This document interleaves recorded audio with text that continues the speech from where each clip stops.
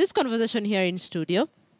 And I have Felix Owor, who's an election expert, and right next to him we have Alex Gatundu, who's a lawyer, but also a brilliant political mind, so to speak. Felix, let me begin with you because this is your field. Give me your scorecard of today, the repeat presidential poll. Thank you very much. I think I've, first of all, taken time to look at and do a random study of the elections today or the voting today. I can say without any fear of contradiction that the turnout was extremely low. Chebukati says polls is at 48%. Yes, I'll comment on that actually. It is, as I've maintained, one of the most shambolic elections in the history of this country, conducted by an extremely incompetent IEBC. And the incompetence of IEBC has manifested itself a few minutes ago when Chebukati, from nowhere, popped up a number or a percentage in his head without verification, without anything, that the turnout was 48%. When he was prodded further to explain or to attach a number to the 48%, he was unable to do that. Now, mathematically, you cannot generate a percentage without coming to a figure. When the Electoral Commission of South Africa, the Independent Electoral Commission of South Africa, releases a result, it's spot on. You can verify to the polling station, whether it's in KwaZulu-Natal, etc. The same with Ghana. Now, for Chebukati to come and say that it is 48%, this is what it means. It means 48%. Out of 19,000 registered voters, that is 9.36 million voters.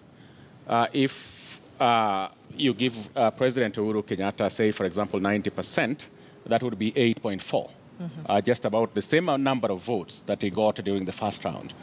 The question is, who is Chebukati fooling? Secondly, the mistake that Chebukati has done. Chebukati has unilaterally cancelled voting in four counties. More so in what was the Nyanza province. It should be understood for the record, and going by the media reports throughout the day, that it was not only in Luo Nyanza that there was no election. The turnout was pathetically low in Western Kenya, Kisii, Mombasa, etc. But in Luo Nyanza, what happened is this. There was absolutely no voting. The question is, does the law allow Chebukati to cancel an election? Does it? Yes. The answer is no. Oh, okay. It cannot, that responsibility rests with the presiding officer and the returning officer at the constituency. Can I disagree? Maina Kiai ruling and things like that. Even if Chebukati makes the announcement, he must communicate that this decision was arrived at was a communication from the returning officer and not him unilaterally doing it. But Felix, the Elections Act and the regulations allow the IBC to postpone an election if it believes that serious breach of peace is likely to occur, if it is held, if it's impossible because of a natural disaster or an emergency, and if there has been an electoral malpractice so big that the election cannot proceed. Exactly. And just a minute, let me finish. Let me just tell you what it means. What happened in Luo Nyanza was there was no voting. People didn't come up to vote in Homa Bay County. Of course, in Migori, there were incidences of violence, granted. There was a massive police deployment. At what point do you make a distinction that this violence has been caused by voters and the massive deployment of police who have actually killed people are the cause of that breach of peace? But in Homa Bay, where I come from, the returning officers and the election or IEBC officials were not there. So that is a cancellation. That is not a postponement. Okay. And there has to be a distinction. Alex? Of course, he is wrong in all aspects that he has spoken about. For starters... Despite the fact that he has a constitution right next to him. Okay. Please tell me why he's wrong. Which he has not even read. Tell me why he's wrong. To start with. You see, he's talking about cancellation of elections. There's nothing like cancellation of elections. There's nothing like cancellation of elections. And Chebukati never cancelled elections. He merely postponed elections. And even stated they are going to be held on Saturday. It was very clear. And he even confined himself to the areas. 4 counties. So, and these counties... Not specifically, Alex. We had him and he said it's not specifically the 4 counties. There are other areas also involved, but yes, the 4 are also there.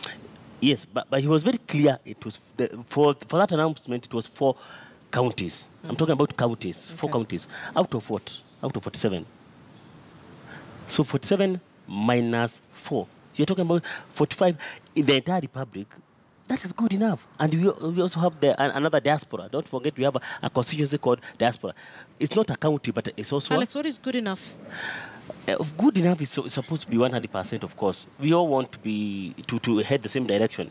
But if you can't head the same direction, the law allows for postponement of election where we have the 3. You have already talked about the 3 circumstances under which election can be postponed.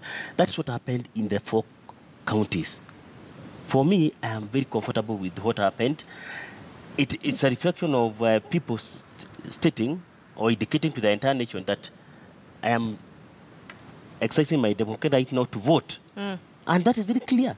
Article 38 applies to both voters and those people who do not want to vote, and also those people who want to exercise their right to present themselves as candidates. Okay. So let's not try to demonize people who are trying to who are not trying to vote. Let's respect both of them. Alex, Felix says this was a shambolic election carried out by an incompetent body.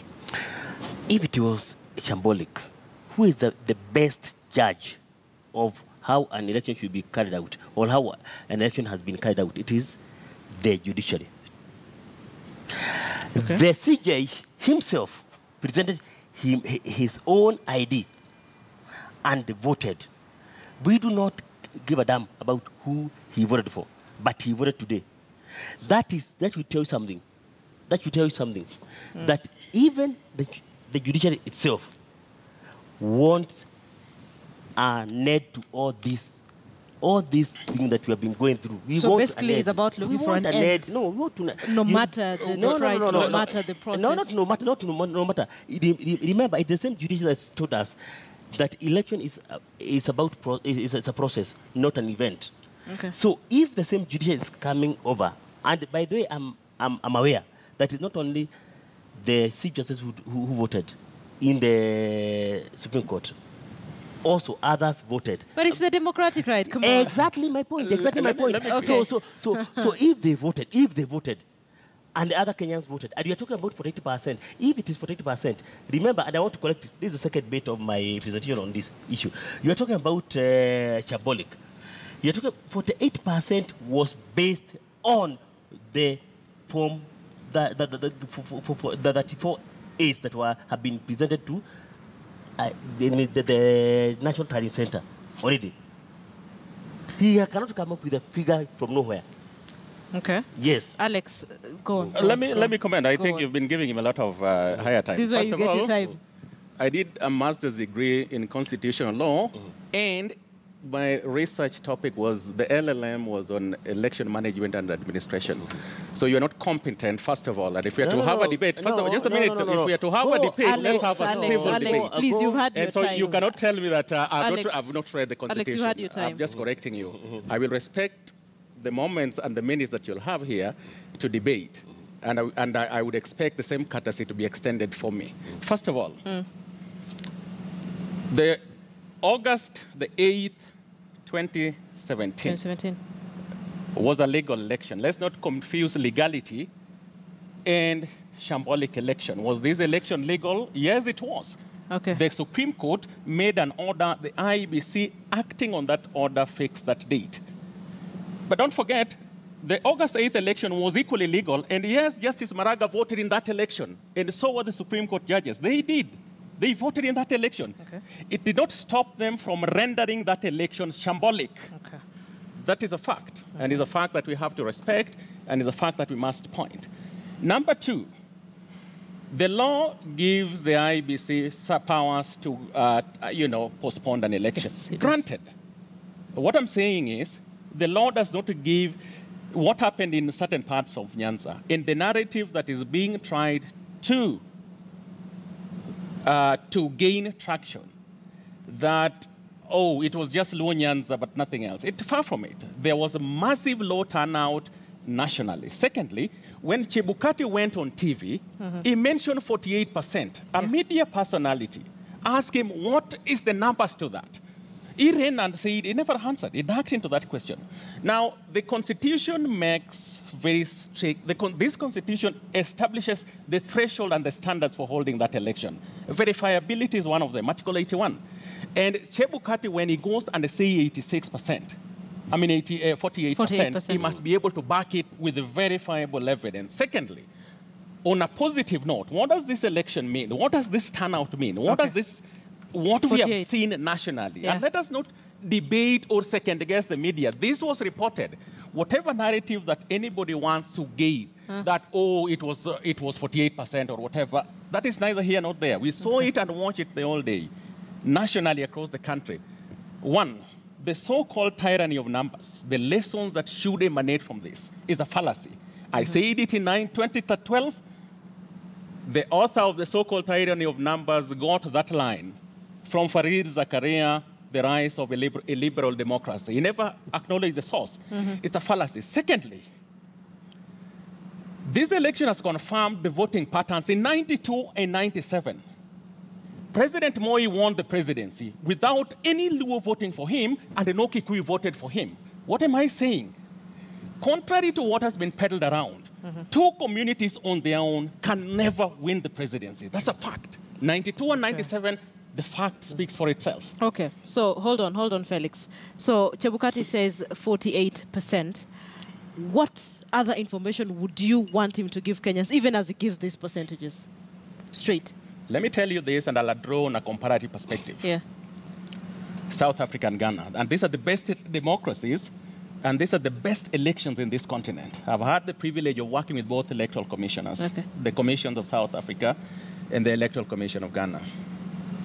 When the Electoral Commission of Ghana gives a result, and I'll give you an example, in 2008, one of the most contested results in the Ghanaian history, where the difference between the ruling party, and the ruling party lost that election with 23,000. He was able, they both got 4.4 million, but the ruling party, in fact, Jonathan Mills defeated the current president of Ghana, Nana Akufo-Addo, with 23,000. When he suspended an election in a constituency called Tyne, he was able to demonstrate that no candidate got 49%, and he gave it. The figures were backed up by an organization called CDD and things like that. The country was on a knife edge, and yet they trusted the Electoral Commission, including President John Kufuor, who was leaving. When South African posts a result, when it posts a result in the public display portal in Pretoria, when KwaZulu-Natal votes, you can see the polling station. So you just want to know where are these figures coming from? Where are these figures coming from? Alex. But I want to correct. I think he's also going on a misapprehension spree, and it's very unfortunate. He's going on a what? Yeah, misapprehension spree. Okay. For starters, unlike the other time, this time around we are not, the IBC is not displaying results from text messages. Okay. Because that was the source of problem. They were saying, where are you getting this result from? So, Linda, what we are getting from IBC currently are Form 34As that they are receiving. Actually, what we are displaying here are aggregated from Form 34As that we have uploaded from the IBC portal. Exactly. So from that, whatever, when Chebukati comes to the television and says, I have received 48%, it means he has received 48%. Not 48%, Alex. Turnout was 48%. Yes, based on Form 34As. That's what I'm talking about. So whatever he has gone so far, it agrees to 48%. And for me, that is very consoling because it means that we are doing very well as a nation. Remember, this is this is not a general election. This is not a general election. You're talking about fresh elections. And for the whole country to have decided that only 4 counties out of 47 counties Alex, let's wait and see what the final turnout percentage will be. You're watching Kivumbi2017. Allow me to take a short break, then we'll continue with this conversation here in studio because we have lots more to talk about in the studio.